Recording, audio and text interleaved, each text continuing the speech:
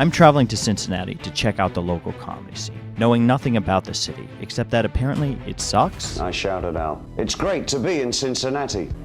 That was a lie. Everything I read about this city says it's boring, bland, average. It's called the Midwest because every single thing in it is mid! All the jokes and cultural references are about how bad this place is. Skyline Chili! Mid! And some of them are right. Your Cincinnati Reds! Mid! To get the most authentic experience possible, I'm going to try and blend in and not tell anyone I'm from out of town. Where are you from?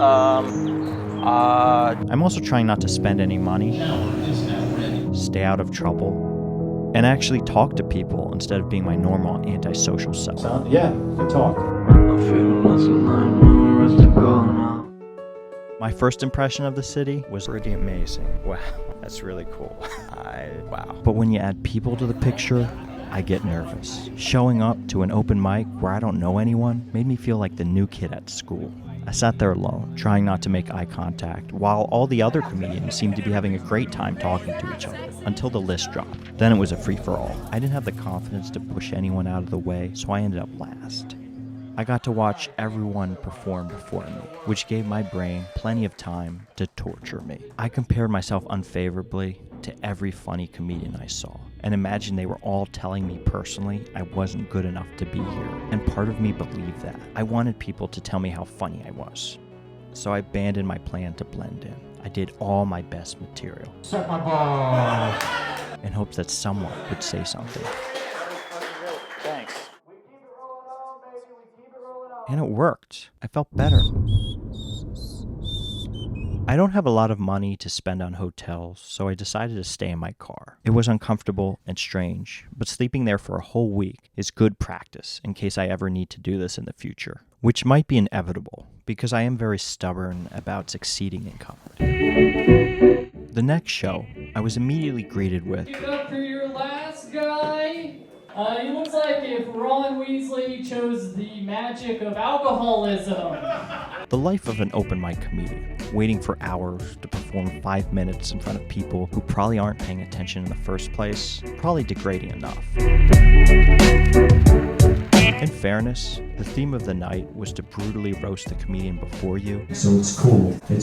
But that didn't help me enjoy it much more. The guy I was supposed to roast, You got it definitely fucking right. who bumped me, so I guess he's a big deal, spent his full 5 minutes bragging about how good he is at sex and how big his dick is.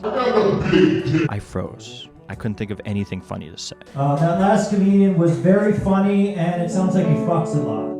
Comedy can be very depressing sometimes. Is there an open mic here? There was supposed to be one, man, but there's nobody. There's no audience. There's no comics here. Oh, So are you the host? yeah. Oh, bummer. Sorry, it's no show for you, man. No worries. I'll get going then. Sorry about that.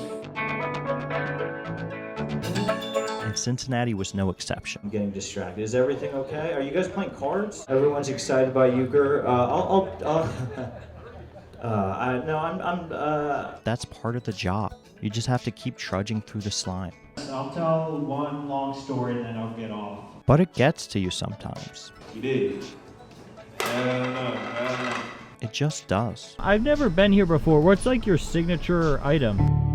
Living in my car was making it difficult to sleep. I didn't have blackout curtains, so during the day it was very bright, and at night, every little noise would wake me up.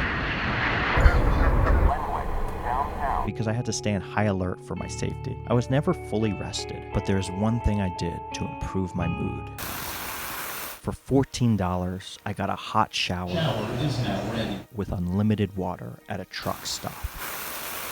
Best money I spent the whole trip. It made me forget most of my troubles. I was now ready to face anything Cincinnati could throw at me. On my final day, I received my first ever question from another comedian. Are you new to comedy? No. No. No. No? Was it me or was it them that made this awkward? Just from out of town. Just from out of town. Where are you coming from? Philadelphia? Shouldn't have told them that. Now everyone's gonna know I'm not from here. An out-of-towner coming all the way from Philadelphia, James McAliney. Yeah, I'm sorry. To add to this, the host from the first open mic shows up and reveals he's on to me. Are you in from out of town? Yeah. Where are you from? Philadelphia. Okay, yeah, that makes much more sense. I was like, Yeah. yeah, you're funny. You got jokes. Oh, thanks. I still felt like an imposter, so when he asked, What brings you into town? I didn't want to say, I hear your town sucks, and I wanted to see for myself, so I did my best to come up with a backstory. Just visiting family. As bad as that was, Okay, you got family. I think he bought it. So far, I was asked 2 questions and engaged in 1 conversation with Cincinnatians. Pretty good for me, but pretty horrible for anyone else. There's no more comedy shows left, but I have one last idea to try and redeem myself.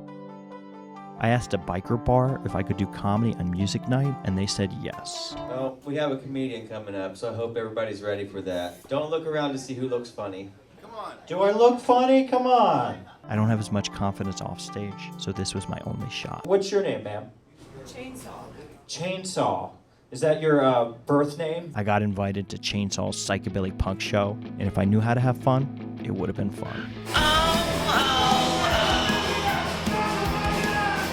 Also, Chainsaw canceled on me at the last minute. Plastic girls, I need a recycle. The city is a vicious cycle.